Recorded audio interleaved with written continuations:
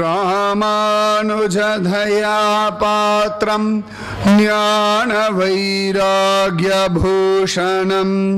ஸ்ரீமத்வேங்கடநாதார்யம் வந்தே வேதாந்ததேசிகம் லக்ஷ்மீநாதசமாரம்பாம் நாதயாமுனமத்யமாம் अस्मदाचार्यपर्यन्तां वन्दे गुरुपरम्परां यो नित्यमच्युतपदाम्बुजयुग्मरुग्म व्यामोहतस्ततितराणि तृणाय मेने अस्मद्गुरोर्भगवतोऽस्य दयैकसिन्धोः रामानुजस्य चरणौ शरणं प्रपद्ये भूतं शरश्च महदाह्वय भट्टनाथ श्रीभक्तिसारकुलशेखर योगिवाहान् भक्ताङ्घ्रिरेणुपरकाल यतीन्द्रमिश्रान् श्रीमत्पराङ्कुशमुनिं प्रणतोऽस्मि नित्यं नाम संकीर्तनं यस्य सर्वपापप्रणाशनं प्रणामो दुःखशमनः तं नमामि हरिं परं वसुदेवसुतं देवं कंसचाणूरमर्दनम्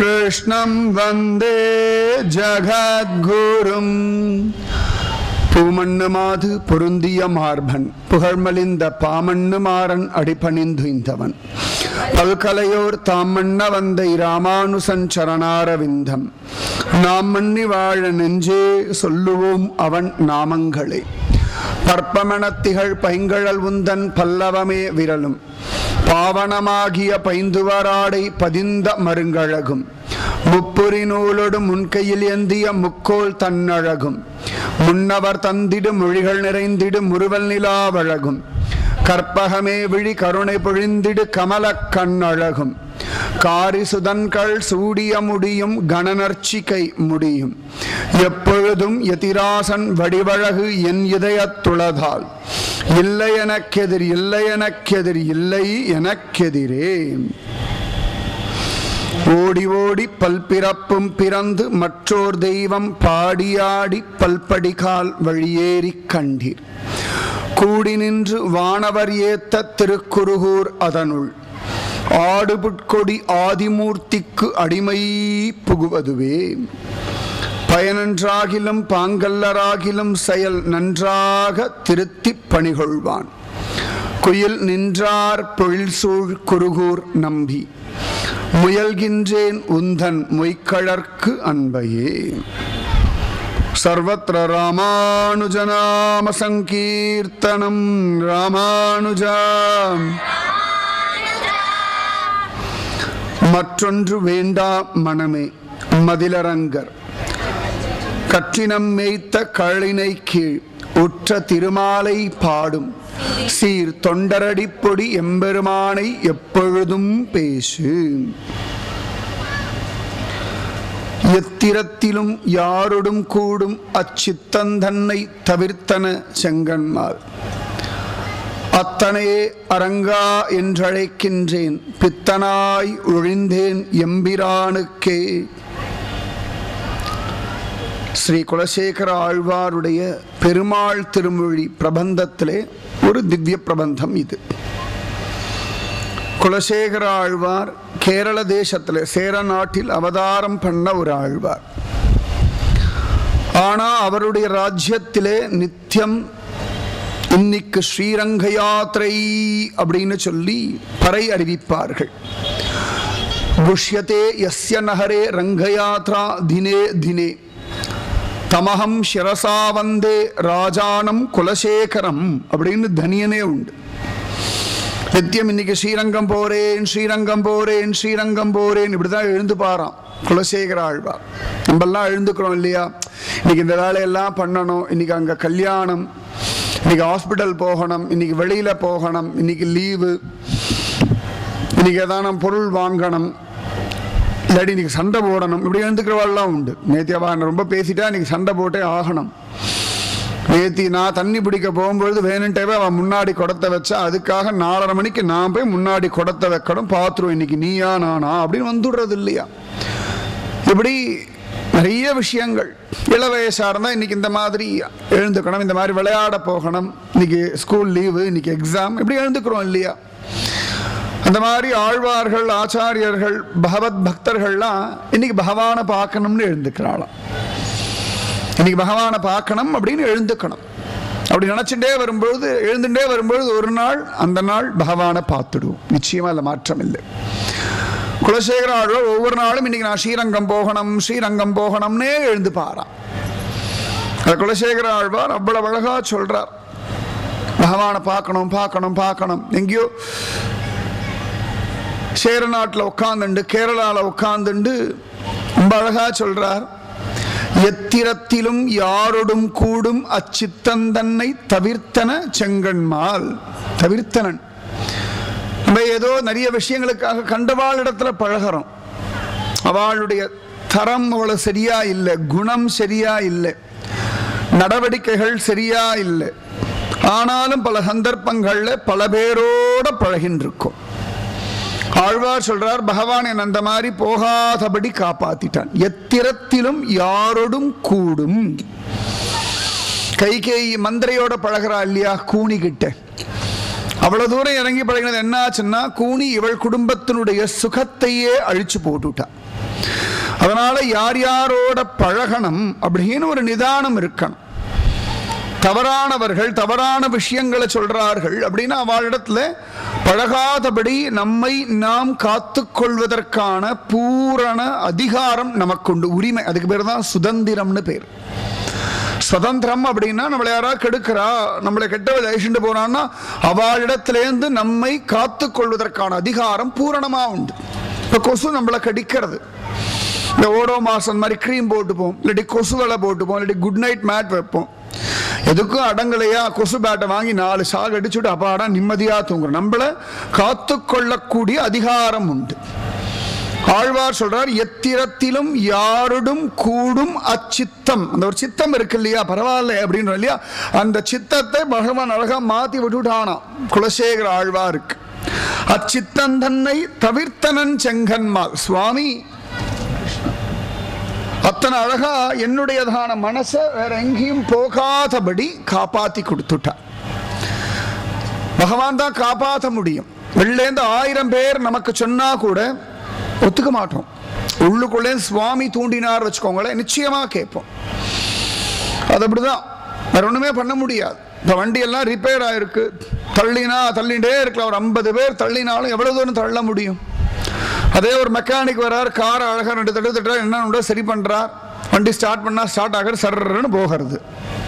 அப்ப தானா போகிறதோட சிரமம் இல்லாதபடி. இப்ப தானா போகும்பொழுது அதுக்கு இருக்கிற பலம் ஒரு 50 பேர் சேர்ந்து தள்ளினா கூட அத்தனை வேகமா அத்தனை அழகா போகாது. அதனால அந்தர்யாமியான சுவாமி தூண்டினாதான் எல்லாருமே சரியா இருப்போம். குலசேகர ஆழ்வார் சொல்றார், அச்சித்தன் தன்னை தவிர்த்தனன் செங்கன்மால். நம்ம மனசு நல்ல வழியில போகிறது அப்படின்னா சத்தியமா பகவான் தான் காரணம். கெட்ட வழியில போகிறதுனா நம்முடைய பூர்வ ஜென்ம கர்ம வினை. இந்த ஜென்மால வச்சிருக்கிற காமம், கோபம், பயம், ஆசை, அடிமைப்பட்டுட்டோம். அந்த பழக்க வழக்கங்களுக்கோ இல்லாட்டி அந்த மாதிரி விஷயங்களுக்கோ அடிமைப்பட்டுட்டோம். அதனால பகவான் தான் காப்பாத்துறான். அச்சித்தன் தன்னை தவிர்த்தனன் செங்கன்மால். அப்படி என்னை காப்பாத்தின்னு இருக்கான் இல்லையா. நிறைய விஷயங்கள் பண்ண பிறகு இப்படி பண்ணிட்டோம் இல்லையா, பண்ணிருக்க வேண்டாம், தப்பு பண்ணிட்டோம் அப்படின்னு ஒரு பச்சாதாபம். சம்ஸ்கிருதத்துல பశ్చాத் தாபம் அப்படின்னு பேர். பశ్చాத்னா பிறகு, பண்ணிட்டதுக்கு அப்புறமா பண்ணிருக்க வேண்டாம் அப்படின்னு நினைக்கிறோம் இல்லையா, அந்த ஒரு தாபம் வருது பாருங்க. இது பண்ணிருக்க வேண்டாம், இது தப்பு, நான் பண்ணிருக்க வேண்டாம் நினைக்கிறோம் பாருங்க. இந்த ஒரு நல்ல சிந்தனை, இது நல்ல சிந்தனை. இது தப்பு பண்ணிட்டேன், பண்ணிருக்க வேண்டாம், இனிமேல் பண்ணக்கூடாதுன்னு ஒரு சிந்தனை வருது பாருங்க. இது நம்முடையது இல்லை, பகவான் உள்ளே தோன்றான். இப்படி பண்ணிருக்க வேண்டாமேப்பா, இப்படி பேசியிருக்க வேண்டாமேப்பா, இப்படி நடந்துட்டு இருக்க வேண்டாமேப்பா அப்படின்னு உள்ளுக்குள்ளேந்து சுவாமி நமக்கு சொல்றதுனால இனிமேல் பண்ணப்படாதுன்னு தீர்மானிக்கிறோம். ஆனா திரும்பியும் ஆசைப்பட்டு பண்ணிட்டு இருக்கோம். ஆழ்வார் சொல்றார், இப்படி எல்லா விதத்திலும் என்ன காப்பாத்தின்னு இருக்கானே, நான் திரும்ப திரும்ப தப்பு பண்ணா கூட பண்ணாதே பண்ணாதே பண்ணாதே பண்ணாதேன்னு. நம்ம ஒவ்வொருத்தரும் நிறைய வயசு ஆயிடுத்து. இன்னைக்கு எத்தனையோ விஷயங்கள் பண்ணிட்டதுக்கு அப்புறம் பண்ணிருக்க வேண்டாம் அப்படின்னு ஒரு தோணல் வருது. நம்ம படிச்சு கத்துண்டதா, பிராக்டிஸ் பண்ணி வந்ததா? சத்தியமா இல்லை. சில சமயத்துல குழந்தை ரொம்ப அட்டகாசம் பண்ணும், அம்மா தாங்க முடியாம அழுவா. உடனே அந்த குழந்தைக்கு தாங்க முடியாம, அம்மா சாரிம்மா இனிமேல் ஒழுங்கா இருக்கேன்னு சொல்றது. அந்த 2 வயசு குழந்தைக்கும் 5 வயசு குழந்தைக்கும் ஒரு 8 வயசு குழந்தைக்கும் இது தப்புன்னு அம்மா அப்பா புரிய வைக்கிறாளா? உள்ளுக்குள்ளே அந்தரியாமி புரிய வைக்கிறார். அதனால ஆழ்வார் சொல்றார், என்னை காப்பாத்தின்றிருக்கான அவனுக்காக நான் அலைவேன், அத்தனே அரங்கா என்று அழைக்கின்றேன். அத்தனே அத்தா அப்படின்னு சார் பித்தா பிறை சூடின மாதிரி அத்தா நிறைய இடங்கள் ஆழ்வார்கள் நாயன்மார்கள்லாம் சுவாமியை கொண்டாடுறான். அத்தனே அரங்கா என்று அழைக்கின்றேன். அப்பா என் சுவாமியே, என் பிரபுவே, என்னுடைய தாயாக இருப்பவனே, என்னுடைய ரங்கா என்று அழைக்கின்றேன். பித்தனாய் ஒழிந்தேன் எம்பிரானுக்கே. இப்படி எனக்காக இவ்வளவு பிரயத்தனப்படக்கூடிய என் சுவாமிக்காக நான் பித்தனாய் இருக்கேன். இதுல ஒன்றும் தப்பு இல்லையே. நமக்கு நல்லது பண்ற இடத்துல ஒரு அபிமானம் வைக்கிறது ஒரு குற்றம் இல்லையே. நமக்கு சந்தோஷம் தரக்கூடிய குழந்தைகளிடத்துல எவ்வளவு பிரீத்தி வச்சிருக்கோம். அது அவ்வளவு கொஞ்சம் அதை மடியில வச்சுக்கிறோம். அது மூத்திரம் போனா கூட, அது ஆய் போனா கூட அச்சோ போயிட்டியா அப்படின்னு கொஞ்சமே ஒழிய அதை கடிஞ்சு 4 அடி அடிக்கிறது இல்லையே. ஏன்னா அதனுடைய அன்புல வசப்பட்டு கிடக்கிறோம். பித்து பிடிச்ச மாதிரி தான் இருக்கும். காதலன் காதலி ஒரு பித்து இருக்கு இல்லையா? அந்த மாதிரி ஆழ்வார் சொல்ல, எனக்கு ரங்க பித்து இருக்குப்பா, எனக்கு இந்த ரங்கனிடத்துல ஒரு பிரீத்தி இருக்கு, ஒரு பிடிமானம் இருக்கு. அந்த பிடிமானம் நமக்கு வரணும். நிறைய விஷயங்கள்ல நமக்கு ஒரு பித்தம் இருக்கு. டிவி பித்தம் நிறைய இருக்கு. சொல்லி முதல்ல டிவியை தான் சொல்ல வேண்டியிருக்கு. நான் நிறைய பித்தம் இருக்கு இல்லையா? சில பேருக்கு இந்த காஃபி பித்தம், காஃபியே பித்தம், ஆனா காஃபி மேல ஒரு பித்தம் உண்டு. ஆனா நிறைய விஷயங்கள்ல ஒரு பித்து பிடிச்சிருக்கு. IPL பித்து நிறைய உண்டு. பித்து இந்த குழந்தைகளுக்கு சம்மர் விளையாட வந்துருச்சுன்னா விளையாடணும்ன்ற ஒரு பித்து, ஒவ்வொருத்தருக்கு பணப்பித்து, பெண் பித்து சொல்றோம் இல்லையா? அந்த மாதிரி ஆழ்வார் சொல்ற, எனக்கு ரங்க பித்து பிடிச்சிருக்கு, கிருஷ்ண பித்து, கிருஷ்ண பிராந்துன்னுவா. எனக்கு நல்லா பைத்தியம் பிடிச்சிருக்கு. பகவத் தியானத்திலே ஒரு ஊற்றம், பகவத் தியானத்தை அனுபவிக்கணும்ன்ற ஒரு பித்து. ஒவ்வொருத்தரும் அவாவால் தகுதிக்கு ஏற்ற மாதிரி ஒரு பித்து இருக்கும் பாருங்க. இந்த சுகர் பேஷண்ட் இருப்பா, டயபெட்டிஸ் வந்துருக்கும் பாவம். அவள் டயபெட்டிஸ் வந்ததுக்கு அப்புறம் தான் ஸ்வீட் மேல அலாதியான பிரியமே வந்து தொலையும். அதான் பெரிய கஷ்டம். அது எது வேண்டான்னு டாக்டர் சொல்றாளோ அது மேல விசேஷமான ஒரு பித்து வரும். அப்போன்னு பார்த்துதான் தலையெழுத்தா சாபக்கேடான்னு தெரியும். நல்ல மாம்பழம், நல்ல பலாச்சொல்ல தித்திக்க தித்திக்க மணக்க மணக்க கிடைக்கும். சாப்பிடவும் முடியாது, சாப்பிடாம இருக்கவும் முடியாது. நாக்கு கேட்கறது, உடம்பு வேண்டான்றது, மனசு போராடுறது. நிறைய பித்து இருக்கு இல்லையா? அந்த மாதிரி ரங்க பித்து பிடிக்கணும். பிடிச்சாச்சுன்னா மற்ற பித்தெல்லாம் விட்டு போயிடுமா? நிறைய பித்து பிடிச்சிருக்கு இல்லையா? இந்த பித்தெல்லாம் நம்ம எல்லாம் விடாதுதான். ரங்க பித்து பிடிச்சாச்சுன்னா இந்த பித்தெல்லாம் விட்டு போயிடுமா? எப்படி நல்லா தூக்கம் வந்துடுதுன்னா எல்லா பிடிமானமும் விட்டு போகிறது இல்லையா? நம்ம ஆசைப்பட்டு எனக்கு அம்மா வேண்டாம், எனக்கு அப்பா வேண்டாம், எனக்கு பொண்டாட்டி வேண்டாம், பந்து வேண்டாம், குழந்தை வேண்டாம் அப்படின்னு நம்ம விடலை. தூக்கம் வர வர ஒவ்வொன்றத்தையும் விடுறோம். கடைசியில நம்மையே விடுறோம். நம்மளையே நம்ம மறந்து போயிடுறோம் பாருங்க. அதுபோல இந்த ரங்கப்பித்து நம்முடைய ஆத்மாவுக்கு நன்மை செய்யும்படியான ஒரு பித்து. அந்த பித்து பிடிச்சா நன்னது. குலசேகர ஆழ்வார் அதனாலதான் ராஜ்யத்தெல்லாம் விட்டுட்டு ஸ்ரீரங்கத்துக்கு வந்துட்டார். ஸ்ரீரங்கத்துக்கு வந்தார், ரங்கராஜனை பார்த்தார், ஆனந்தத்தை தெளிச்சார். அப்ப அவர் கூடயே அவருடைய பெண் குலசேகரவல்லின்னு பேர் அவளுக்கு. அவளும் வந்துட்டா. அவள் ரங்கனுடைய அழக பார்த்த ஆண்டாள் மாறிய குழல் அழகர், வாயழகர், கண்ணழகர், கொப்பூழில் எழுகமல பூவழகர், என்னரங்கத்து என்ன முதர்னு பார்த்துட்டா. பார்த்த உடனே அப்படியே மேனி சிலிர்த்து போய் நிற்கிறாளாம். கண்ணனை பார்த்த ருக்மிணி போல, ராமனை பார்த்த சீதையை போல மயங்கி நிற்கிறா. குலசேகரர் கேட்டார், எப்படிமா இருக்கா ரங்கராஜன்? ரொம்ப அழகா இருக்காருப்பா. கல்யாண வயசு அந்த பொண்ணுக்கு இன்னும் கல்யாணம் பண்ணி வைக்கல. ராஜகுமாரி. ராஜகுமாரின்னு அவ ஸ்டேட்டஸ் தகுந்த மாதிரி யுவராஜன். ராஜனை தானே ரசிக்கணும், அனுபவிக்கணும். அந்த மாதிரி அழகா பார்த்துட்டா. ரொம்ப அழகா இருக்காருப்பா, எனக்கு இவரை கல்யாணம் பண்ணிக்கணும்னு தோன்றது பானுட்டா. அர்ச்சாவதார மூர்த்தியை பார்த்து கல்யாணம் பண்ணிக்கணும்னு தோணுமான்னா நம்முடைய தெய்வங்கள் அவ்வளவு அழகா இருக்கு. மீனாட்சி சுந்தரேஸ்வரர்கிட்ட வசப்படலையா? அழகு. அந்த காதல் வந்துடுத்து ஜோரா. உடனே குலசேகரர் பார்த்தார், அப்படியாம்மா ரங்கன் சம்மதிச்சா எனக்கு ஒன்றும் கஷ்டமே கிடையாது. ஊர் ஊரா போய் பையனை தேட வேண்டாம். அதுக்கப்புறம் மாப்பிள்ளை முறுக்கு மாப்பிள்ளை சீரு இவனோட மாரடிக்க முடியாது. இன்னைக்கு நல்லவனா இருக்கான், நாளை கெட்டவனா மாறுவானான்னு தெரியாது. இன்னைக்கு எல்லாம் கண்ணே மணியே முத்தேன்மா, ஆசை 60 நாள் மோகம் 30 நாள், அப்புறம் உன்னை பெத்தேன் உன்னை கல்யாணம் பண்ணி நான் என்ன சுகத்தை கண்ணு இவ சொல்ல அவன் சொல்ல. நிறைய இடத்துல அப்படி ஆகிறது. கல்யாணமான புதுசில் கணவனும் மனைவியும் அப்படிங்க வெளில போக வழியில் ஒரு முள்ளு குத்திருக்கும். சனியம் பிடிச்ச முள்ளுன்னு திட்டுவான். என் பொண்டாட்டி காலில் குத்திடுது, எனக்கு கல்யாணம் ஆன புதுசு, ஒரு 6 வருஷம் ஆகட்டுமே, இவ்வளவு திட்டுவான். கீழே முள்ளு இருக்கிறது தெரியலையான்னு. இவ்வளவுதான். 6 வருஷத்துக்கு முன்னாடி தெரிஞ்ச வஸ்து வேற எங்கேயோ இருந்தது. இப்ப அதே வஸ்து பொண்டாட்டி கிட்ட கீழே தெரியலையா, அறிவில்லை உனக்கு அப்படின்னுமா. அப்ப முள்ள திட்டினா இப்ப பொண்டாட்டியை திட்டுறாங்க. ஏன்னா அவ்வளவுதான், தெரிஞ்சு போயிடுது. இதுக்கு மேல ஒரு பிரீத்தி இல்லை, வைக்க முடியலன்னு தெரிஞ்சு போயிடுது. அதனால ஆழ்வார் சொன்னார், எனக்கு இப்படி ஒரு மாப்பிள்ளை கிடைச்சா சந்தோஷமா, குறை ஒன்றும் இல்லாத கோவிந்தன் அப்படின்னு ரங்கராஜனும் கல்யாணம் பண்ணிக்கிறேன்னு குலசேகர வல்லியை சுவாமி கல்யாணம் பண்ணிட்டார். பெருமாளோட ஐக்கியமாயிட்டாள். எப்படி ஆண்டாள் ஐக்கியமானாலோ அதுபோல ரங்கராஜனோட இந்த குலசேகர வல்லி ஐக்கியமாயாச்சு. அவ்வளவு சிரேஷ்டமான ஒரு ரங்கராஜன். அந்த ரங்கராஜனிடத்துல நாம போய் சரணாகதி பண்ணணும். திருமாலை அதைத்தான் சொல்ற, ரங்கன் காலில் போய் விழு. மனுஷா சரியில்லைன்னு அவட திட்டி புலம்பி பிரயோஜனம் இல்லை. ரங்கன் காலில் விழு, அவன் மாத்தி கொடுப்பான். எனக்கு புத்தி சரியில்லைன்னு புலம்பாதே, ரங்கன் காலில் விழு, அவன் புத்தியை மாத்தி கொடுப்பான். என் குடும்பம் இப்படி இருக்கேன்னு வருத்தப்படாதே, ரங்கன் காலில் விழு, அவன் மாத்தி கொடுப்பான். இந்த தேசம் இப்படி இருக்கேன்னு நடுங்காதே, ரங்கன் காலில் விழு, அவன் மாத்தி கொடுப்பான். பகவானிடத்துல சரணாகதி பண்ணோம்னா நிச்சயமா மாத்தி கொடுப்பான். பிரிட்டிஷ்காரர்கிட்ட மாட்டின் பாரத தேசம் முழிச்ச ஒரு காலகட்டம். நிறைய பேர் சரணாகதி பண்ண பகவானிடத்திலே தான். பகவத்கீதை, விஷ்ணு சகஸ்ரநாமம் இதெல்லாம் சொல்லி, பிரபந்தங்கள்லாம் சொல்லி பகவானிடத்துல சரணாகதி பண்ணான். சரணாகதி அவ்வளவு அழகா பண்ணிருக்கா. காஞ்சி பரமாச்சாரியாலாம் அந்த காலத்தில் இருந்தவர் தானே. சுதந்திர போராட்டத்துக்கு முன்னாடி, சுதந்திர போராட்ட சமயம் இருந்தவர் தானே. 1894 அவதாரம் பண்ணவர் தான் காஞ்சி பரமாச்சாரியார். எத்தனையோ தேச பக்தர்கள்லாம், சித்தரஞ்சன் தாஸ் முதற்கொண்டு, மகாத்மா காந்திஜி முதற்கொண்டு பல பேர் நம்முடைய பரமாச்சாரியால போய் பார்த்திருக்கா. அப்பெல்லாம் அவர் நிச்சயமா நாமஜபம் பண்ணுங்க, போராடுங்க, பகவான் காப்பாற்றுவான், ஜெயிச்சு காட்டுவோம்னு. சரியா தேசம் சீக்கிரம் விடுதலை அடைய போறது அப்படின்னு சொன்னது அரவிந்தர். ரொம்ப விசேஷமா சொல்லியிருக்கார் மகான் அரவிந்தர். அதை வச்சுட்டுதான் சுதந்திரம் அடைந்து விட்டோமே, ஆடுவோமே பள்ளு பாடுவோமே பாரதியார் பாடினார். எல்லா பெரியவாளும் திவ்ய திருஷ்டியில பார்த்து சொல்லிடா, இவாள்லாம் நேரடியாக சுதந்திர போராட்டத்தில் ஈடுபடலை, ஆனாலும் நாமஜபம் சரணாகதி மூலமாக ஈடுபட்டார்கள். இன்னைக்கு நாங்களும் அதான் சொல்லிட்டு இருக்கோம். இந்த மதமாற்றம்ன்ற ஒரு வியாபாரத்திலேருந்து நம்மெல்லாம் தப்பிக்கணும் அப்படின்னா நம்மெல்லாம் நாமஜபம் பண்ணணும், தியானம் பண்ணணும்.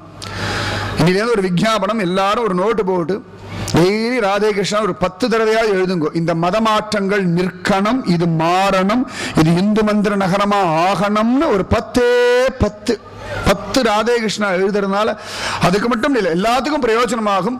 அட்லீஸ்ட் ஒரு சங்கல்பம் பண்ணிட்டு ஒரு 10 தடவை ஒரு நோட்ல ராதே கிருஷ்ணா ராதே கிருஷ்ணா ராதே கிருஷ்ணன் எழுதி வாங்கும். நிச்சயமா இந்த நாம ஜபமும் பகவானுடைய காருண்யமும் எல்லாரையும் சரி பண்ணி நல்வழிப்படுத்தும், சந்தேகமே கிடையாது. திருமாலை பகவானிடத்துல நம்மளை சரணாகதி பண்ண சொல்றது. அது நம்ம ரொம்ப சாதாரணப்பட்டவர்கள். நம்முடைய அகம்பாவத்தை எல்லாம் கொண்டு போடுறார் தொன்றடி பொடியாழ்வார். ஊரில் என் காணி இல்லை, உறவு மற்றொருவர் இல்லை, பாரில் நின் பாதமூலம் பற்றிலேன், பரமமூர்த்தி காரொளி வண்ணனே கண்ணனே கதறுகின்றேன், ஆருளர் கலைகணம்மா அரங்கமா நகருளான். நேத்தியம் முடிச்சாச்சு. ரொம்ப பிடிச்ச பாசுரங்கள் இதுவும் அடுத்த பாசுரம். ரொம்ப உழுக்கிற பாசுரங்கள். ஊரிலேன் காணி இல்லை, உறவு மற்ற ஒருவர் இல்லை. பெருசா நல்ல ஒரு திவ்ய ஊர் இல்லப்பா, திவ்ய தேசத்துலாம் இருந்துட்டோம் வச்சுக்கோங்களேன், அதுவே நமக்கு நிறைய பிரயோஜனங்களை சம்பாதிச்சு கொடுத்துடும். நிறைய பிரயோஜனங்கள். ஆழ்வாத்திரம்லாம் பார்க்கலாம். அந்த குழந்தைகள்லாம் அவளுக்கு சந்தோஷமே எதுன்னா ஊர்ல உற்சவம் வந்தாதான் சந்தோஷம். ஸ்ரீரங்கத்தில் இன்னைக்கு பெருமாளுக்கு உற்சவம் அப்படின்னா அந்த குழந்தைகளுக்கு ஒரே குஷி. இன்னைக்கு பெருமாள் சப்பரத்தில் வருவார். நம்ம அந்த ஊர்லேயே இருக்க குழந்தைகள் பக்கத்தில் போய் நின்றுடணும். சரியா பெரியவா பக்கத்தில் போய் நிற்கக்கூடாது. கோவிலில் உற்சவம், அந்த ஊருக்கு புதுசாக போகிறோம்னா அங்கே அந்த ஊர் குழந்தைகள் எங்கே இருக்கோ அங்கே போய் நில்லுங்கோ. விளையாட்டு போல பகவத் விஷயத்தை சொல்லுவார். இப்போ சப்பரத்தில் வருவார் சுவாமி. முதல்ல எப்படி வருவார்? முதல்ல அவர் கடைசியில் வருவார். இப்படி 3 வீதி சுத்துவார். மத்தியானம் 2 மணி ஆகும், ராத்திரி 8 மணி ஆகும். குழந்தைகள் பெருமையில் மற்ற பெரியவா சொல்லும் போதெல்லாம் எனக்கு தெரியும் அப்படின்னு ஒரு திமிர்ல சொல்லுவோம். அது பெரிய கஷ்டம் இருக்கு நமக்கு. பெரியவா எல்லாருக்குமே எனக்கு இது தெரியும்னு ஒரு திமிரு, இதை காட்டணும்னு ஒரு தற்பெருமை. நான் சொல்றது கசக்கும், ஆனா உண்மை. நான் குழந்தைகள் சொல்லும் பொழுது அந்த தற்பெருமையோ, நான் தான் சொல்லுவேன் மற்றவாளுக்கு தெரியாதுன்ற புத்தியோ கிடையாது. தான் சொல்லணும்னு ஆசை, தான் சொல்லணும்ன்ற ஆசை குத்தமே கிடையாது. எனக்கு மட்டும்தான் தெரியும் நினைச்சா குத்தம். நான் தான் அழகா சொல்லுவேன் நினைச்சாலும் குத்தம். தான் சொல்லணும்னு ஆசைப்படுறது குத்தம் இல்லை. இந்த குழந்தைகள்லாம் அவ்வளவு அழகா பகவத் லீலைகளை அனுபவிக்கும், உற்சவங்களையே அனுபவிக்கும். நிறைய பார்த்துருக்கேன், பல திவ்ய தேசங்கள்லாம் நான் போயிருக்கேன். ஆனந்தமா இருக்கும். அந்த குட்டி குட்டி குழந்தைகள்லாம் இத்தனை வேஷியெல்லாம் கட்டிண்டு பார்க்கறதுக்கே நன்னா இருக்கும், குதூகலமா இருக்கும். அதுகள் போகிறது, நடக்கிறது, பேசுறது, துள்ளல் இருக்கும். உற்சவம் நிறைய பேர் வருவா, நம்ம பெருமாளை பார்க்கறா. அவ எப்படி பார்க்கறா பாரு, அந்த பெருமாளை போட்டோலாம் எடுக்கிறாரா அப்படின்னு ஆழ்வார் சொல்ல, எனக்கு அந்த மாதிரி பாக்கியம் இல்லையேப்பா. ஊரிலேன் காணி இல்லை, உறவு மற்றொருவர் இல்லை, பாரில் நின் பாதமூலம் பற்றிலேன் பரமமூர்த்தி. இந்த தேசத்தில் இருக்கிறதுனால தானே நமக்கு காஞ்சி பரமாச்சாரியாரோட ஒரு சம்பந்தம் இருக்கு, சிங்கேரி பிரிவாளோட சம்பந்தம் இருக்கு, அஹோபிலம் ஜீயரோட ஒரு சம்பந்தம் இருக்கு, ஆழ்வார் ஜீயரோட சம்பந்தம் இருக்கு. ராகவேந்திரரை போய் பார்க்கிறோம். நம்ம ராகவேந்திரன் உரிமை எங்கேருந்து வருதுன்னா இந்த தேசத்தை சேர்ந்தவர் அப்படின்றதுனாலே, நம்ம இந்த தேசத்துல இருக்கிறதுனால நமக்கு இன்னும் உரிமை ஜாஸ்தி. அந்த மாதிரி எதுவுமே இல்லையேப்பா, எல்லா விதத்திலையும் வீணா இருக்கேனேப்பா. பாரில் நின் பாதமூலம் பற்றிலேன் பரமமூர்த்தி, காரொளி வண்ணனே கண்ணனே கதறுகின்றன், கதறேன்பா. எனக்கு ஏதான ஒரு பிடிமானம் கொடுப்பா. காரொளி வண்ணனே கண்ணனே கதறுகின்றேன், ஆருளர் கலைகணம்மா அரங்கமா நகருளானே. மனத்திலோர் தூய்மை இல்லை, வாயிலோர் இன்சொல் இல்லை, சினத்தினால் செற்றம் நோக்கி தீவிழி விழிவன்வாளா புனத்துழாய் மாலையானே பொன்னிசூழ் திருவரங்கா எனக்கினி கதி என் சொல்லா என்னை ஆளுடைய கோவே. என் மனசு என்ன இல்லப்பா, ரொம்ப அசிங்கமா இருக்கு. ஒவ்வொரு நாளும் நம்ம மனசை சீர்தூக்கி பார்க்கணும். நம்ம சத்திய சோதனைன்னு காந்திஜி எழுதினார் பாருங்க. தன் மனசுடைய போராட்டங்கள், அதுல அவர் கேட்ட கேள்விகள், அவர் மனசுக்கு அவர் சொன்ன பதில்கள், அவர் மனசு அவர் திருப்பி கேட்ட கேள்விகள். நிஜமா சத்திய சோதனை வாசிச்சாள்னா நமக்கும் சத்தியத்துக்கு ரொம்ப தூரம் நன்னா தெரியும். ரொம்ப தைரியமா எழுதணும். தன்னுடைய மனசுடைய கேவலங்களை சீர்தூக்கி பார்க்கறதுக்கே நிறைய பேருக்கு தைரியம் கிடையாது. நிறைய பேருக்கு தனியா இருக்கிறது பயம். என்னடானா தன் மனசு கேள்வி கேட்கும், அதுக்குதான் பயப்படுறா. ஒரு 10-15 பேர் இருந்த வச்சுக்கோங்க, இந்த மனசாட்சி பேசுறது கேட்காது. அந்த மனசு அவ்வளவு அழகா எல்லாத்தையும் ஆழ்வார் சொல்ற, மனத்தில் ஓர் தூய்மை இல்லை. என் மனசுல ஒரு லவலேசமாவது ஒரு சுத்தம், ஒரு பவித்திரம் இருந்ததுன்னா பரவாயில்ல. அதுவே கிடையாதுப்பா. நிறைய விஷயங்கள் பார்க்கிறோம். உலகத்தில் எத்தனையோ வஸ்துக்கள் இருக்கு, அதுக்கெல்லாம் நிறைய குற்றங்கள் இருக்கு. ஆனாலும் நாருக்கு என்ன பெரிய மரியாதை இருக்கு சொல்லுங்க? வாழை நாருக்கு சாதாரண ஒண்ணு, காஞ்சி போன அந்த பட்டதானே, வாழைப்பட்டதானே. ஆனா அது பூவை தொடுக்க உபயோகமாகிறதுனால அந்த நார் பெருமாள் கழுத்து வரைக்கும் ஏறுறதோனும் அந்த ஒரு நன்மை இருக்கும்னு அவர் சொல்றார். அந்த மாதிரி ஒரு கிஞ்சித்து ஒரு தூய்மை கூட என்னிடத்துல இல்லை. ஒரு கிஞ்சித்து தூய்மை கூட என்கிட்ட இல்லைப்பா. மனத்திலோர் தூய்மை இல்லை. விவேகானந்தர் ஒரு சந்தர்ப்பத்தில் ரிஷிகேஷ் போயிருந்தார். ரொம்ப ஆச்சரியமான ஒரு விவேகானந்தர், ரொம்ப அழகா இருக்கும் அவருடைய சரித்திரம். அவர் சொன்ன விஷயங்கள் சரியா நம்மளை விட மற்ற மதத்துக்காராதான் அவர் சொன்ன விஷயங்களை ஒழுங்கா வாசிக்கிறார். நம்ம மதத்துக்கார வாசிக்க மாட்டேங்கிறோம். இந்துக்கள் நன்னா புரிஞ்சுக்கிறது இல்லை. விவேகானந்தருடைய அந்த வேகம், அந்த வைராக்கியம், அந்த தீவிரம் எல்லாம் வேணும். நல்ல ஒரு வீர ஹிந்துன்னா விவேகானந்தன் தான், சத்தியமா சொல்றேன். இன்னைக்கு நம்ம அத்தனை பேருக்கும் விவேகானந்தரை போல அந்த வீரமும் விவேகமும் தைரியமும் வேணும். அது நமக்கு வந்துடுத்தனா எல்லாம் மாத்திடலாம். வரணும், வந்துட்டு இருக்கு. விவேகானந்தன் போல பூரணமா வரணும். அழகா ரிஷிகேஷ்ல அப்படி பார்க்கிறார், கங்கை கரையில் நிறைய பேர் உட்கார்ந்துட்டு இருக்கோம். நிறைய பேர் அப்படி சாது வேஷத்துல இருப்பா, இந்த வஸ்திரம் எல்லாம் கட்டிண்டு. விவேகானந்தர்லாம் பெரிய ரிஷி, சப்த ரிஷிகள்ல ஒருத்தர் விவேகானந்தர். பார்க்கிறார், ஒருத்தரை பார்த்தோன்னா அவருக்கு தெரியறது நன்னா இவர் ரொம்ப விசேஷமா அந்த பகவத் தியானத்திலே நிறைய பக்தி பண்ணி நல்ல அனுபவங்கள் சம்பாதிச்சிருக்காரு. ஒரு முகத்தை பார்த்தே கண்டுபிடிச்சுட்டார் விவேகானந்தர். உடனே அவரிடத்துல போய் பேசினார். சுவாமி, உங்களை பார்த்தா நிறைய பகவத் அனுபவங்கள் கிடைச்சவர்னு நன்னா தெரியாது. இந்த சாதனை, அந்த தபஸுடைய பலம் உங்க முகத்துல நன்னா தெரியாது. இப்ப காஞ்சி பரமாச்சாரியர்களை பார்த்தாலே ஒரு தெய்வ புருஷன்னு தெரியறது இல்லையா, தெய்வம் மனுஷ ரூபேன்னு அப்படின்னு. ராகவேந்தர் இவாள்லாம் சித்திரத்தை தான் நேரடியாக கூட பார்க்கல. ரமண மகரிஷி, ரமண மகரிஷிலாம் நாங்களாம் நேரம் பார்த்தலாம். ஆனா இன்னைக்கும் அவருடைய சித்திரத்தை பார்த்த சின்ன குழந்தைகள்லாம் கூட கை கூப்புறாளா இல்லையா? விவேகானந்தரை பார்த்தா இள வயசு பசங்களாம் ரொம்ப பிடிக்கும். ஏண்டான்னா அந்த வேகம், அந்த விவேகம், அந்த முகத்திலேயே அந்த தன்னம்பிக்கை, நம்பிக்கை பூரணமான ஒருத்தர் தான் விவேகானந்தர். அந்த அவருடைய சித்திரம், அந்த போட்டோவை பார்த்தாலே அப்படி இருக்கும். விவேகானந்தர் கேட்டுட்டார், உங்களை பார்த்தா ரொம்ப சந்தோஷமா இருக்கு, நிறைய பகவத் குணங்கள் அனுபவிக்கிற மாதிரி தெரியுது, பகவத் சாநித்தியத்தை நன்னா உணர்றேள், சொல்லுங்களேன் அப்படின்னார். இதை கேட்ட உடனே அழ ஆரம்பிச்சுட்டார். அந்த சாது பெரிய மகரிஷி மாதிரி உட்கார்ந்துட்டு இருக்கா, யாருக்கிட்டையும் பழகிறது இல்லை, ஒதுங்கி ஒதுங்கி இருக்கார் சங்கோச்சமா. அப்போ விவேகானந்தரை பார்த்து அவர் கேட்டார், ஒரு சன்னியாசியுடைய பெயரை சொல்லி, அந்த பாபாவை உங்களுக்கு தெரியுமா அப்படின்னார். தெரியுமே, நல்லா தெரியுமே அப்படின்னார். அவருடைய ஆசிரமத்தில் ஒரு திருட்டு நடந்தது உங்களுக்கு தெரியுமா அப்படின்னார். தெரியும் தெரியும். ஒரு திருடன் வந்து அவரோட ஆசிரமத்தில் எல்லாம் திருடின்னு இருந்தான். அவன் திருடி விடிச்சு மூட்டை கட்டுற சமயத்தில் பாபா வந்துட்டார். பாபான்னு பொதுவாக சாதுக்களை சொல்றது, பாபாஜின்னு ஒருத்தர் இருக்கார், அவர் இல்லாமல் நிறைய பேர் உண்டு. அப்போ அதான் தெரியும். அப்போ திருடன் இவரை பார்த்துட்டு பயந்து ஓட ஆரம்பிச்சுட்டான். இப்போ பாபா வந்துட்டார், நம்ம மாட்டின்னுட்டோம் அப்படின்னு. அவன் ஓடுறான், இவர் பின்னாடியே துரத்திட்டு ஓடுறார். இந்த பாபா, இந்த சாது பாபா துரத்திண்டே ஓடுறார். இவன் திருடுறதுக்காக கட்டின மூட்டையெல்லாம் இருக்கு பாருங்க, எடுத்துட்டு ஓடுறார். ரொம்ப தூரம் ஓடி கடைசியில் அவனை பிடிச்சுட்டார். பிடிச்சுட்டு இந்த பாபா அவன் காலில் விழுறார். காலில் விழுந்துறப்பா, இது உன்னோட சொத்து, நீ எடுத்துக்கோ, உன்னோட சொத்து. ஏன்னா பெரியவாளை பொறுத்த வரைக்கும் உலகமே பகவானோட சொத்து, தனக்குன்னு எதுவுமே அவளுக்கு கிடையாது. இது என்னுடையதுன்னு நம்ம வச்சுக்கணும் இல்லையா? சத்சங்கம் வரைக்கும் இது என்னோட இடம்னு ஒரு ரிசர்வேஷன் உண்டு, அது நம்ம எல்லாருக்குமே உண்டு. நம்ம சொல்கிறோம் மற்ற இடத்துல ரிசர்வேஷனை பற்றி, சத்சங்கத்திலே ரிசர்வேஷன் உண்டு, எங்கள் இடம், இவா தான் உட்காரணும், மற்ற உட்காந்தா நமக்கு ஒத்துவர, நம்ம பக்கத்தில் உட்கார வரைக்கும் நம்ம தான் தீர்மானிக்கணும். அதுதான் கஷ்டம், நம்ம தீர்மானிக்கணும் நமக்கு என்ன ரைட்ஸ் இருக்கு. உலகம் மித்யா, ஜெகத் மித்யான்னு ப்ரூவ் ஆகிறது வர இடம். இங்கேயும் ஒரு பிடிமானம், இது என்னோட இடம். ஆனால் எனக்கு இந்த இடத்துல பிடிமானம் நினைக்கப்படாது, இங்கே உட்காந்து உங்களை பார்க்க முடியும், அதனால உட்காந்துட்டு இருக்கேன். நீங்களுக்கு தானே உட்காந்து அதே இடத்துல, நான் வேற வழி இல்லை. ஒரு 10 இடம் மாற்றி மாற்றி கொடுத்தா நானும் மாற்றி மாற்றி உட்காந்து பேசுவேன். இந்த ஒரு பிடிமானம் இருக்கு. ஒரு சந்தர்ப்பத்தில் ஒரு பெரிய உபன்யாசம் நடக்கிறது. அப்போ ஒருத்தர் கேட்டுட்டா, இந்த இடம் நான் தானே முடிவு பண்ணியிருக்கேன், இது எப்படி தெய்வம் முடிவு பண்ணார் நீங்க சொன்னீர்கள் அப்படின்னார். உடனே உபன்யாசம் பண்ணிட்டு இருந்த அந்த பெரியவர் சாது சொன்னார், எல்லாரும் எழுந்து வெளில போயிடுங்கோ, திரும்ப வந்து உட்காருங்கோன்னுட்டார். எல்லாரும் எழுந்து வெளில போயாச்சு. திரும்பி உட்காரும்போது எல்லாரும் முன்னாடி பின்னாடி இஷ்டத்துக்கு மாறி உட்காந்தாச்சு. அப்போ அந்த உபன்யாசகர் கேட்டார், இப்போ சொல்லுங்க, உங்க இடத்த நீங்க முடிவு பண்ணல, தெய்வம் முடிவு பண்ணித்தான்னு. ஏன்னா அவ முன்னாடி உட்காந்த இடத்துல யாருமே உட்காரல, எல்லாம் இடமாறி போயிடுது. சில பேர் உட்கார்ந்துட்டு தான், அதுவும் அவளுக்கு அந்த இடத்துல யாரும் உட்காரல, சுவாமியே சங்கல்பம் பண்ணி அந்த இடத்த கொடுத்துட்டார். அதனால எல்லாம் தெய்வம் தான் சங்கல்பிக்கிறதுன்றார். அப்ப இவர் அழகா சொல்லிட்டார், அப்பா இந்த சாது பாபா சொல்லிட்டார் அந்த திருடன் இடத்துல, இதெல்லாம் உன்னுடைய சொத்துப்பா, என்னுடையது எதுவுமே இல்லை, நீ எடுத்துட்டு போகும்பொழுது உன்னை வந்து தொந்தரவு பண்ணதுக்கு என்னை மன்னிச்சுடுன்னு காலில் விழுந்துட்டார். நடக்குமா உலகத்துல?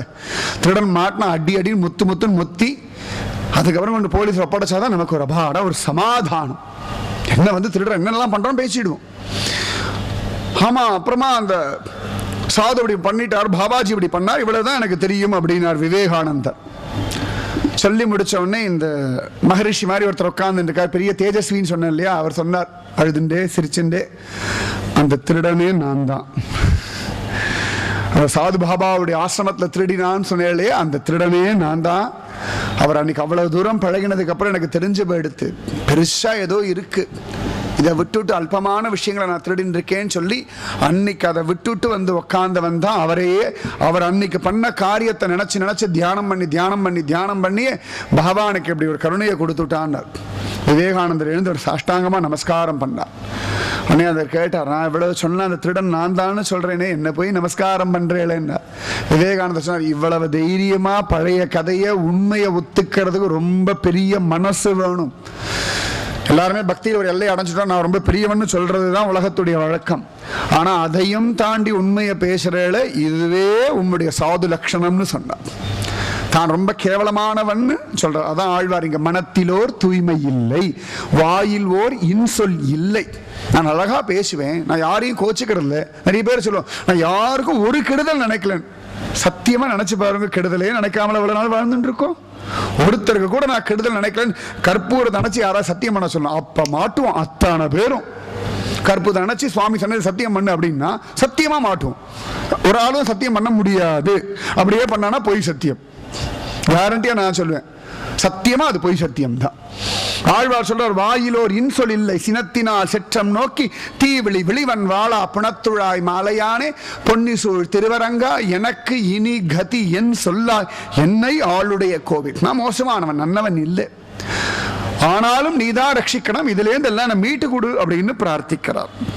அடுத்த பாசனம் சொல்றார், தவத்துளார் தம்மிலல்லேன் தனம் படைத்தாரில் அல்லேன் உவர்த்த நீர் போலே எந்தன் உற்றவர்க்கு ஒன்றுமல்லேன் துவர்த்த செவ்வாயினார்க்கே துவக்கர துரிசனானேன் அவத்தமே பிறவி தந்தாய் அரங்கமா நகருளானே. நான் ரொம்ப மோசமானவன்பா, என்கிட்ட தனம் கிடையாது, யார்கிட்டையும் பிரீத்தியோட பழகிறது இல்லை, என் பந்துக்களுக்கு கூட நான் வேண்டாதவனாயாச்சு, என்னதுக்கு எனக்கு ஒரு ஜென்மா, யாருக்கும் பிரயோஜனம் இல்லாத ஒரு ஜென்மா, அவத்தமே பிறவி தந்தாய். இதெல்லாம் தான் எவ்வளவு கெட்டவன்னு சுவாமி கிட்ட சொல்றது. பகவானிடத்துல எப்படி பிரார்த்திக்கணும்ன்ற முறை இதெல்லாம். பகவானே நான் ரொம்ப நல்லவன்பா, நான் நல்லவனா தான் இருக்கணும்னு நினைக்கிறேன், அவ தான் என்ன கெடுக்கிறான், நம்ம அப்படி போய் சொல்லுவோம். ஆழ்வார் சொல்றார், எல்லாரும் நல்லவன், நான் கெட்டவன், என்ன மாத்தி கொடுத்துரு, நான் இவ்வளவு கெட்டவனா இருக்கேன்ப்பா, ஒரு நன்மையும் இல்லை, எல்லா கெடுதல்களும் சேர்ந்து நான் இருக்கேன். ஆழ்வார்கள்லாம் பல இடங்கள்ல நான் பாபி அப்படின்றார், நீசன் என்றார், நாயேன் வந்தடைந்தேன். திருமங்கை நான் நாய்பா, திருப்பதி பெருமாளத்தை சொல்றார், நாயேன் வந்து அடைந்தேன் நல்கி ஆள் என்னை கொண்டு அருளே. நான் நாய் மாதிரி, நான் ஸ்திரமா இருக்க மாட்டேன், என்னமோ அதிசயமா திருமலை பக்கம் வந்துட்டேன், இந்த நாய்க்கு ஒரு கிருபை பண்ணிடுன்றார். அந்த மாதிரி ஆழ்வார் சொல்றார், ஆர்த்து வண்டலம்பும் சோலை அணி திருவரங்கன் தன்னுள் கார்த்திரள் அணைய மேனி கண்ணனே உன்னை காணும் ஆசையினால் மார்க்கமொன்றறிய மாட்டா மனுஷரில் துரிசனாய மூர்கனேன் வந்து நின்றேன் மூர்கனேன் மூர்கனேனே. ஆச்சரியமா, ஆர்த்து வண்டு அலம்பும் சோலை அணி திருவரங்கன் தன்னுள். இந்த வண்டுகள்லாம் நன்னா நிறைய புஷ்பங்கள் இருக்கிறதுனால அதுல இருக்க மதுவெல்லாம் நன்னா குடிச்சு விட்டு அப்படி கடந்து அலையிறதுகள், எங்க போகிறதுன்னு தெரியாம. எப்படி பரமபதத்திலே நித்திய சூரிகள் நித்திய முக்தர்கள்லாம் அழகா அந்த பகவத் குணானுபவத்தை அனுபவிச்சுட்டு என்ன பண்றதுன்னு தெரியாம அப்படியே திரிஞ்சுட்டு இருப்பாளாம். மனம் போன போக்குல கால் போன போக்குல ஆனந்தத்தை சிரிச்சுண்டு பித்து பிடிச்சவாள்லாம் இருப்பா இல்லையா, புத்தி சுவாதீனம் இல்லாதவா, பாடு நல்ல வெயில் அப்படி ஆடிண்டு பாடிண்டு போவா. நமக்கு இந்த வெயில் வேர்க்கிறதே விசர்க்கிறதே அப்படின்னு அது பாட்டுக்கு ஆடிண்டு பாடிண்டும் போவா. இல்லாட்டி அப்பா அம்மா எங்கேயா வெளியில போனோம்னா குழந்தை ஐயா வெளில போன ஒரு குதிக்கும், நல்ல கத்திரி வெயில 1 மணிக்கு அழிச்சுட்டு போறான், ஸ்கூட்டர்லயோ இதுலயோ வெயில் சுட்டரிக்கிறது, இந்த குழந்தை அழுக தாங்க முடியாம சரி வெளியில அழிச்சுட்டு போகலான்னு இறங்கினா நான் வெளில போயிட்டு வரேன், டாட்டா பை பை சீயூன்னு. அப்பா அம்மாவுக்கு ஆச்சரியமா இருக்கு, இந்த வெயில் அழிச்சுட்டு போறோம், இதுக்கு அதை பத்தி கவலையே இல்லையே.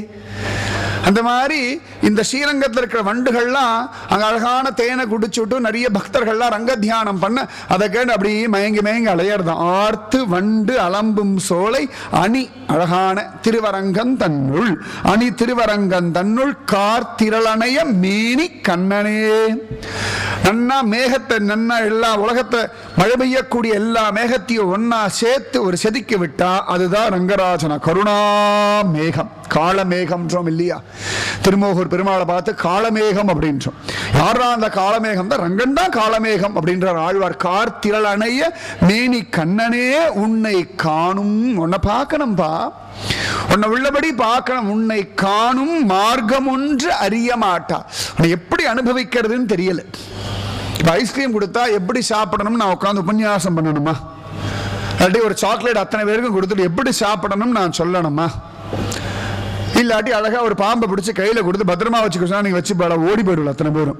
இந்தந்த வஸ்துக்களை இப்படிதான் வச்சுக்கணும்னு யாரும் சொல்ல வேண்டிய அவசியம் இல்லையே. இதெல்லாம் தெரியறது ஆழ்வார் சொல்றார், இதெல்லாம் தெரியறது. ஆனா ஒன்னு அனுபவிக்கிற மெத்தட் எனக்கு இன்னும் புரியலேப்பா, எப்படி அனுபவிக்கிறதுன்னு தெரியல. சமயத்தில் வெளிநாட்டுக்காரால நம்ம தேசத்துக்கு வருவா, நம்ம அழகா தலைவாழைகளை எல்லாம் போட்டு இப்படி வச்சோன்னே அவளுக்கு எதை முதல்ல சாப்பிட்றதுன்னு தெரியாது. முதல்ல எடுத்தோன்னு ஊறுகாய் சாப்பிடுவோம், வா ஃபைன் அப்படின்னு. முதல்ல நம்ம சாப்பிடணும், பாயசம் சாப்பிடணும் அப்படின்னு தெரியாதோன்னு எதை முதல்ல சாப்பிட்றதுன்னு தெரியாம கண்டதையும் எடுத்து அவளுக்கு எது சாம்பாரை கொண்டு சாத்துல போடணுமா, சாம்பார்ல கொண்டு சாதத்தை போடணுமா தெரியாது, எது என்னன்னே தெரியாம குழம்பு நிப்பா பாருங்க. அப்புறம் நம்ம சொல்லிடுவோம் அந்த மாதிரி, ரங்கா நீ ரொம்ப அழகா இருக்காய், நீ ரொம்ப நல்லவனா இருக்காய், ரொம்ப சமத்தா இருக்காய், ரொம்ப ஜோரா இருக்காய், ஒன்னு எப்படி அனுபவிக்கிறது எனக்கு தெரியும், அந்த ஒரு மார்க்கம் சொல்லி கூட இப்படிதான் அனுபவிக்கணும்னு ஒரு மெத்தட் இருந்தா நன்னா இருக்குமே.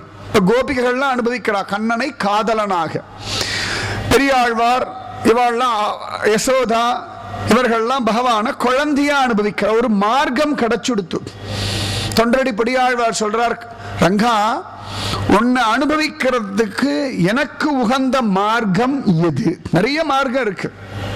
திருப்பானாழ்வார் அனுபவிக்கிறார். எங்கடா நான் காவேரி ஆத்தங்கள்ல நின்றுட்டு ஸ்ரீரங்கத்துக்குள்ள வராமலேயே ரங்கா ரங்கா ரங்கா ரங்கான்னு அனுபவிக்கிறார். ஆண்டாள் ஸ்ரீவில்லிபுத்தர் இருந்துட்டே ரங்கா ரங்கா ரங்கான்னு புலம்புறார். திருமங்கை ஆழ்வார் ஸ்ரீரங்கத்துக்கு வந்து ரங்கநாதனுக்கு மதில் கைங்கரியம் அந்த கைங்கரியம் அப்படி அனுபவிக்கிறார். உடையவர் ரங்கராஜனுக்கு வேண்டியதான பதார்த்தங்களை பார்க்கறது,